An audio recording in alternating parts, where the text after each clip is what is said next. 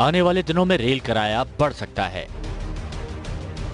इस इजाफे के लिए रेलवे के सामने 5 तरह के प्रस्ताव आए हैं। इन प्रस्तावों में हर महीने 1% किराया बढ़ाने से लेकर एकमुश्त 10% किराया बढ़ाने की सिफारिश की गई है।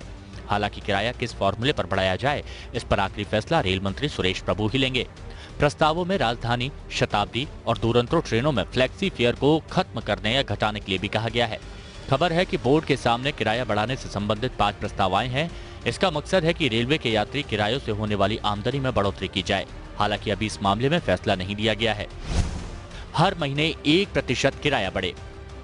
इस बात पर विचार किया जा रहा है कि एकमुश्त किराया बढ़ाने के बजाय ये नियम बना दिया जाए कि हर महीने किराए में 1% बढ़ोतरी होगी। इससे यात्रियों की जेब पर एक ही झटके में बोझ नहीं पड़ेगा, साथ ही रेलवे की आलोचना भी नहीं होगी। इसका फायदा ये होगा कि साल भर में किराया बढ़ोतरी लगभग 15% तक हो जाएगी।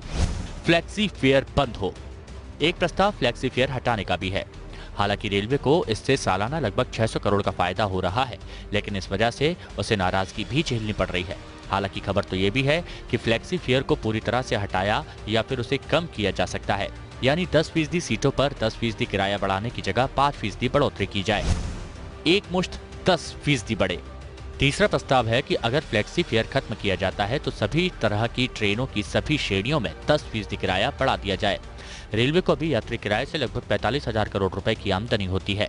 अगर 10% किराया बढ़ता है तो 4,500 करोड़ की अतिरिक्त कमाई होगी। एक प्रस्ताव के मुताबिक किराया 5% तक बढ़ाने की भी सिफारिश की गई है। सेकंड क्लास अलग। एक प्रस्ताव ये भी है कि सेकंड क्लास के यात्रियों पर बोझ न डाला जाए। पीएम नरेंद्र मोदी लगातार गरीब कल्याण की बात कर रहे हैं। ऐसे में रेलवे नहीं चाहता कि ऐसा नजर आए कि वो गरीबों को नजरअंदाज कर रहा है। हालांकि रेलवे में एक राय ये भी है कि सेकंड क्लास में भले ही बेहद कम किराया बढ़ाया जाए, लेकिन इसमें भी बढ़ोतरी होनी चाहिए। थर्ड एसी को बख्शा जाए।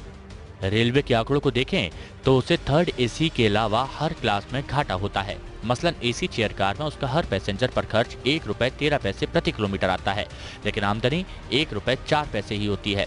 वहीं थर्ड एसी में यही खर्च 93 पैसे होता है और आमदनी ₹1.04। इसलिए थर्ड एसी छोड़कर बाकी क्लास से कमाई करने का तरीका निकालने की चर्चा है। राहुल कुमार, APN, दिल्ली।